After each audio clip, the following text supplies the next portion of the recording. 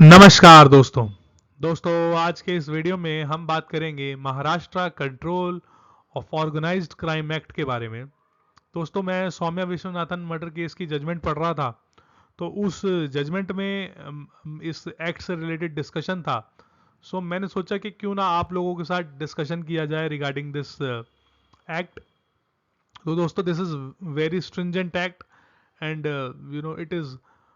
it actually grips the accused, and unlike other laws which favors accused, this act actually is against accused because of its stringent provisions. अपनी कठोर नियमों की वजह से ये जो कानून है ये आरोपी को के एक्विटल को काफी मुश्किल बनाता है, right.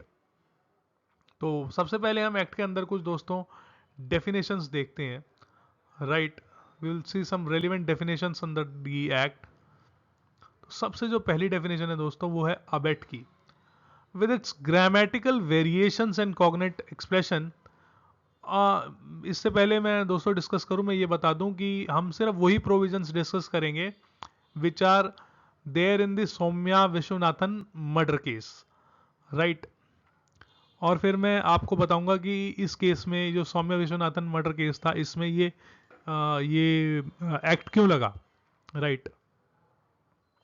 Abet with its grammatical variation and cognate expression includes the communication or association with any person with actual knowledge. Now this is very important, actual knowledge, or having reason to believe that such person is engaged in assisting in any manner an organized crime syndicate.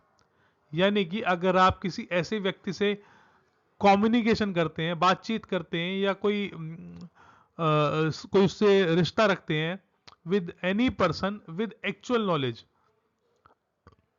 Having reason to believe that such person is engaging or assist, या तो वो खुद उस crime syndicate का member है या उसको assist करता है, और आप उससे कम्युनिकेशन करते हैं, तो भाई साहब आपके ऊपर भी मकोका लग जाएगा, राइट। अगर आपको ये साबित हो जाता है that you had the knowledge or you have reason to believe that this man is a part of crime syndicate or he is assisting crime syndicate, then this act would be applicable on you. Second is the passing on or publication of. Now this is actually for newspapers and magazines or some other modes of communication. कोई अखबार, कोई TV channel या कुछ भी ऐसी magazine वगैरह जो बिना सरकार की परमिशन के, without any lawful authority, passes on or publication of information likely to assist organized crime syndicate. अब मान लीजिए कि कोई गवर्नमेंट की जो एजेंसीज हैं जैसे कि रॉ या आईबी, वो किसी को क्रैकडाउन करने के लिए कोई मिशन चला रही हैं, कोई और कोई कोई मिशन है, कोई प्लानिंग कर रही है, और कोई न्यूज़पेपर जो है उसकी इंफॉर्मेशन बिना सरकार से परमिशन लिए उसे छाप देता है फ्रॉम वो आती है ना सूत्रों के हवाले से खबर जो होती है, the news based from sources, वो कोई पब्लिश कर देता है जिससे कि ऑर्गेनाइज्ड क्राइम सिंडिकेट के जो मेंबर हैं उनको मदद मिल जाती है एंड दे गेट अंडरग्राउंड और समथिंग, तो भैया उस अखबार के ऊपर भी मकोका लग जाएगा। And the passing on or publication of or distribution of any document or matter obtained from organised crime syndicate, या फिर आप ऐसी इंफॉर्मेशन को पास ऑन कर दो या पब्लिकेशन कर दो जो ऑर्गेनाइज क्राइम सिंडिकेट से रिलेटेड हो। इसका मतलब ये हुआ कि जैसे मान लीजिए कि कोई ऑर्गेनाइज क्राइम सिंडिकेट है that is based on an ideology, उसके पास से कोई रिलीजियस मटेरियल मिल जाता है जिससे वो लोगों को भड़काता है, तो वो भी अगर आपने गवर्नमेंट की परमिशन के बिना आपने पब्लिश कर दिया कि वो क्या डॉक्यूमेंट था, उसमें क्या कंटेंट था, कैसे वो लोगों को भड़काता था, तो भी आपके ऊपर ये एक्ट लग जाएगा। Rendering of any assistance financial और otherwise to organized crime syndicate, अगर आपने किसी भी तरीके से मदद पहुंचा दी, चाहे फाइनेंशियल या किसी और तरीके से, तो आपके ऊपर ये एक्ट लगना तय है। Now, let us see the definition of continuing unlawful activity. Right? तो दोस्तों means unlawful, continuing unlawful activity means an activity which is first prohibited by law, कानून में वो रोक होनी चाहिए, for the time being in force, which is a cognizable offense, punishable with 3 years और मोर, 3 साल से ज्यादा की सजा का कोई अपराध हो, जो उसने जो किसी व्यक्ति ने अकेले करा हो या मिल के करा हो, as a member of organise crime syndicate और on behalf of such syndicate, in respect of which more than one charge sheet have been filed before competent court within preceding 10 years. 10 साल में अगर एक से ज्यादा चार्जशीट आपके खिलाफ file हो गई, and that court has taken cognizance of such offence, अगर आपके खिलाफ 10 साल में एक से ज्यादा चार्जशीट फाइल हो गई, राइट, तो आपके ऊपर ये एक्ट लगाया जा सकता है. अब सिर्फ आपने एक से ज्यादा अपराध कर दी इसलिए मकोका एक्ट नहीं लगता, इसमें और भी जो कंडीशंस हैं वो भी होनी चाहिए. लाइक कि आप वायलेंस के लिए वायलेंस करते हो पैसे का कमाने के लिए, मतलब आपने क्राइम को ही धंधा बना लिया हो बेसिकली, तब मकोका एक्ट लगता है. Right, this is one of the requirements कि 3 साल से ज्यादा का जो आपने अपराध कर दियो, राइट, और अकेले या किसी के साथ मिलके, और आपके खिलाफ 10 साल में पिछले एक से ज्यादा चार्जशीट फाइल हो गई हो. द टर्म ऑर्गेनाइज क्राइम, अब ऑर्गेनाइज क्राइम क्या है, this is obviously very important for us, means any continuing unlawful activity by an individual singly or jointly, either as a member of organized crime syndicate or on such behalf, by use of violence, threat of violence or intimidation or coercion or other unlawful means with objective of gaining pecuniary benefits. यानी कि जब आप पैसे के लिए किसी के साथ हिंसा करते हैं या उसे डरा कहते हैं कि मैं तेरे साथ हिंसा करूंगा, यानी मैं तुझे मारूंगा, मुझे पैसा दे, तो आपके ऊपर MCOCA, this falls under the organised crime, right, और गेनिंग अनड्यू इकोनॉमिक और अदर एडवांटेज फॉर हिमसेल्फ और एनी अदर पर्सन, अपने लिए या अपने किसी साथी के लिए आप यू गेन अनड्यू एडवांटेज, तो आपके ऊपर ही एक्ट लग सकता है. और यू आर प्रमोटिंग इंसर्जेंसी, यानी कि या फिर आप लड़ाई करवाना, सरकार के विरुद्ध कोई लड़ाई करवा रहे हो. Now next is organised crime syndicate, means group of 2 or more persons who acting either singly or collectively as a syndicate or a gang indulge in activities of organized crime. यानी 2 से ज्यादा व्यक्ति जब मिलके किसी को लूटने पाटने का काम करे, पैसा कमाने के लिए काम करे, जो क्राइम को ही धंधा बना ले, तो उसको हम कहते हैं organised crime syndicate. Right, so next is दोस्तों, Now, what is the punishment for the organized crime? So, अब देखिए अब कितने stringent punishment है. Whoever commits an offense of organized crime, if such offense has resulted in death of any person, कि कोई मर गया, be punishable with death or imprisonment for life and shall also be liable to fine, subject to minimum of fine of rupees 1 lakh. यानी 1 लाख रुपया तो कम से कम fine देना पड़ेगा, और आपको डेथ सेंटेंस भी हो सकती है और लाइफ इंप्रिजनमेंट तो होनी तय ही है. In any other case be punishable with imprisonment for a term which shall not be less than 5 years but which may extend to imprisonment for life and shall also be liable to fine, subject to minimum fine of rupees 5 lakh.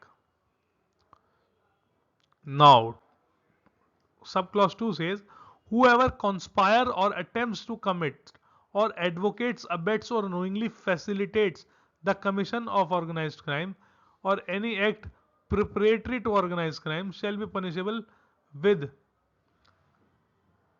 a punishment for a term which shall not be less than 5 years. यानी कि आपने उसकी वकालत भी कर दी ना, मतलब वकालत in the sense not in court, like you are justifying their act in public और समथिंग लाइक दैट, तो भी आपके ऊपर 5 साल का सजा हो जाएगी आपको, but which may extend to imprisonment for life and shall not be shall also be liable to fine subject to minimum fees 5 lakh, 5 lakh का जुर्माना, right. whoever harbors conceal or attempts to harbor conceal any member of organized crime, छुपने में आप उसकी मदद करते हो, उसको कोई भागने में मदद करते हो, then also you are liable to punishment which shall not be less than 5 years and which may extend to imprisonment for life and a fine of rupees 5 lakhs.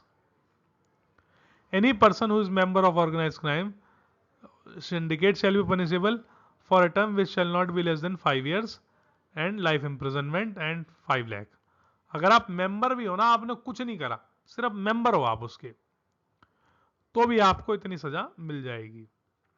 Whoever holds any property derived or obtained from the commission of an organized crime which shall be acquired through the organized crime syndicate fund shall be punishable which shall not be less than 3 years but which may extend to imprisonment for life.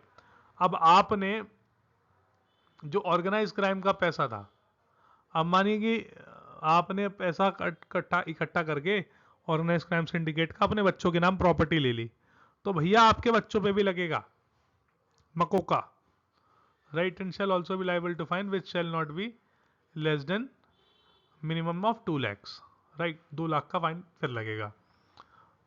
So this is section 3. Now let us come to section 17. Now section 17 says this is special rules of evidence.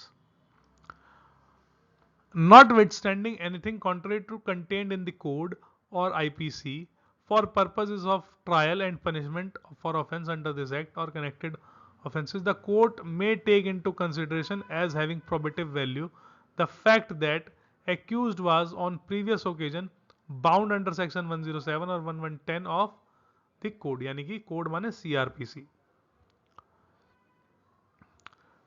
detained under any law for relating to preventive detention, or on previous occasion was prosecuted in special court under this act,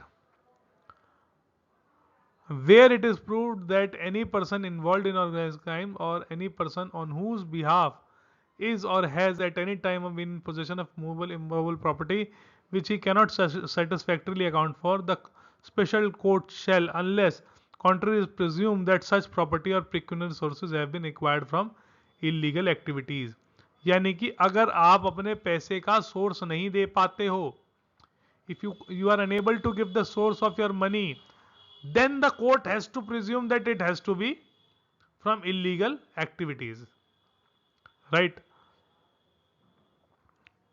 Now third says, when it is proved that accused has kidnapped or abducted any person, अगर ये prove हो गया कि इस आरोपी ने जिसके ऊपर मकोका लगा है उसने किसी को किडनैप किया है या एबडक्ट किया है, तो किडनैपिंग की अगर आप नॉर्मली सजा देखोगे तो वो कम है, लेकिन स्पेशल कोर्ट ये मान के चलेगा कि इसने जो किडनैपिंग करी है it is for ransom, then the punishment would enhanced. IPC में किडनैपिंग फॉर रैंसम की पनिशमेंट अलग है और ज्यादा है देन नॉर्मल किडनैपिंग और अबडक्शन, राइट. तो this is very stringent law.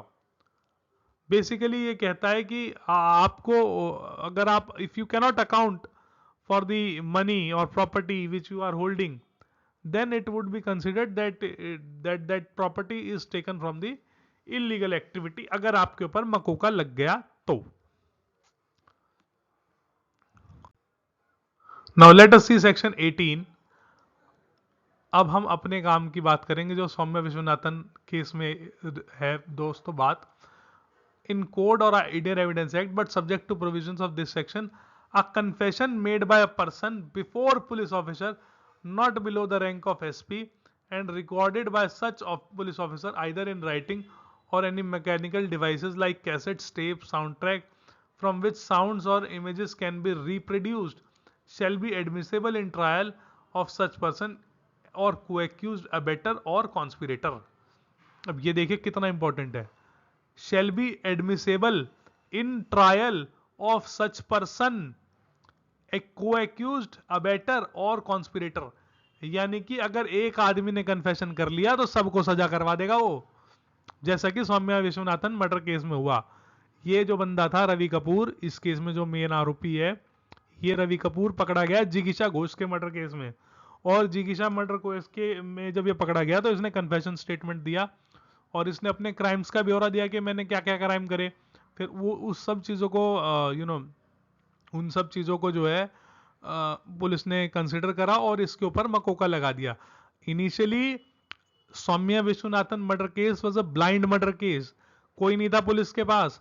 फिर जिगीशा घोष के मर्डर केस में रवि कपूर ने एक कन्फेशनल स्टेटमेंट दिया जिसमें उसने बताया कि उसने कैसे तो सौम्या विश्वनाथन को गोली मारी थी और उसने और कौन कौन से क्राइम करे हैं और वो कैसे क्राइम करते थे।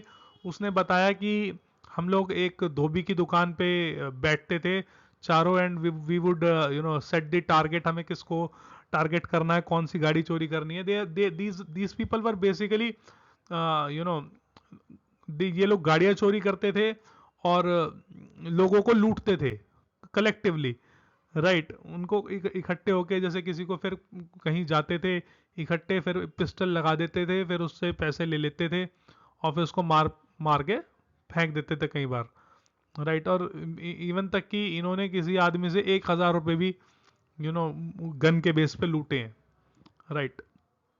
तो ये according to, I am only telling according to the chargesheet, right. तो ये इसमें इतना खतरनाक है दोस्तों।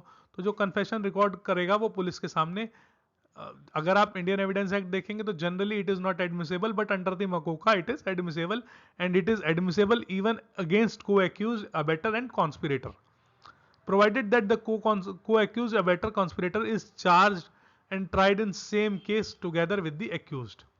अब ये भी बहुत इंपॉर्टेंट है क्योंकि सौम्या विश्वनाथन मर्डर केस में क्या हुआ था कि these people were charged with together, इनके ऊपर साथ ही ट्रायल चल रहा था। तो इन सब को भी, क्योंकि रवि कपूर का जो कन्फेशन था मेनली वो ही इनके अगेंस्ट है और उसी के बेस पे इन सब के ऊपर मकोका प्रूफ हो गया। Now, second is the confession shall be recorded in free atmosphere in same language in which the person examined and narrated by him। यानी कि जिस भाषा में वो देगा उसी में उसे रिकॉर्ड किया जाएगा। उसको पुलिस ऑफिसर बताएगा कि that this would be used against you, and if he satisfied that it has been made voluntarily, the concerned police officer shall, after recording voluntary confession, certified in writing below that confession about his personal satisfaction of voluntary character of such confession. यानी कि अपनी मर्जी से वो confession दे रहा है, voluntary होना जरूरी है, और पुलिस वाले को ये बताना है कि भाई साहब आप देने के लिए कन्फेशन बाध्य नहीं है, you are not under any kind of compulsion to give the confession. Next is दोस्तों, every confession recorded under subsection 1 shall be sent forthwith to the chief metropolitan magistrate को भेजा जाएगा, right, and such magistrate shall forward the recorded confession so received to special court which may take cognizance of the offense, right। अब उसके बाद क्या है दोस्तों कि the person from whom confession has been recorded under subsection 1 shall be produced before chief metropolitan magistrate। पहले तो उसको कॉपी फॉरवर्ड करी जाएगी, फिर मजिस्ट्रेट के सामने प्रोड्यूस किया जाएगा under subsection 4 along with original statement of confession written recorded on McGalley without any unreasonable delay। तुरंत उसको मजिस्ट्रेट के सामने प्रोड्यूस भी किया जाएगा और मजिस्ट्रेट उसकी सेटिस्फेक्शन करेगा that his signature get his signature, and in case of any complaint of torture the person shall be directed to be produced for medical examination before medical officer not less than assistant civil surgeon, right। तो ये उसको उसके ऊपर magistrate के ऊपर bound है कि magistrate उसको करेगा प्रोड्यूस, मजिस्ट्रेट के सामने उसे प्रोड्यूस करेंगे और मजिस्ट्रेट अपनी सेटिस्फेक्शन करेगा कि उसको टॉर्चर नहीं किया गया।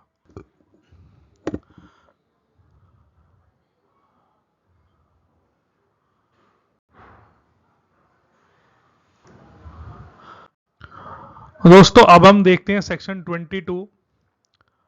This is about in a prosecution for offense of organized crime punishable under section 3 if it is proved that unlawful arms or other materials including documents or paper were recovered from possession of accused. यानी कि अगर prosecution ने ये साबित कर दिया कि हथियार या कोई डॉक्यूमेंट्स या मटेरियल जो है वो एक्यूज के पोजेशन से मिला है और ये reason there is reason to believe that such unlawful arm or material including documents or paper were used in commission of such offense. और ये मानने का जायज कारण है कि ये ऑफेंस में इस्तेमाल हुए हैं.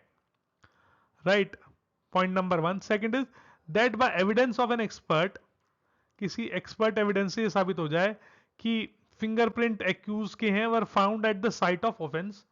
क्राइम सीन पे एक्यूज के फिंगरप्रिंट मिल जाए या फिर उन अनलॉफुल आर्म्स पे मिल जाए या मटेरियल इंक्लूडिंग डॉक्यूमेंट्स उन पे मिल जाए या व्हीकल पे मिल जाए जो that has been used in connection with the commission of such offence. तो स्पेशल कोर्ट जो मकोका एक्ट के लिए बना है, that shall presume unless the contrary is proved accused has committed such offense. यानी presumption would be against accused. Now the other provision says in a prosecution for offense of organized crime punishable under subsection 2 of section 3 if it is proved that accused rendered any financial assistance to person accused of or reasonably suspected thereof an offense of organized crime. यानी अगर आपने उसको कोई financial assistant दी तो special court shell presume that such person has committed N offence under subsection 2 of section 3. तो अगर आपने financial assistance भी दे दी और the court shall presume then that you have committed an offense under subsection 2 of section 3. Now next is those friends section 23. It says no information about the commission of an offense of organized crime under this act shall be recorded by police officer without the prior approval of police officer not below rank of deputy inspector general of police. यानी कि कोई जो छोटे level का police officer है वो अपने boss जो पुलिस डिपार्टमेंट का बॉस है उसकी परमिशन के बिना इसमें किसी के अगेंस्ट एफआईआर रिकॉर्ड नहीं कर सकता. राइट, तो पहली चीज तो ये no investigation for an offence under this provisions of this act shall be carried out by police officer below the rank of DSP, Deputy Superintendent of Police. No special court shall take cognizance of an offence under this act without the previous sanction of police officer not below the rank of ADGP, Additional Director General of Police. तो इसका दोस्तों purpose यही है कि police जो है वो अपने जो मतलब पुलिस जो है अननेसेसरीली पावर का यूज ना करने लगे लोगों के ऊपर. और जब तो इससे क्या होगा कि जब सीनियर पुलिस ऑफिसर की नजरों में ये होगा कि somebody is being framed in Makoka Act, then it is the chances are that the misuse of law would be less.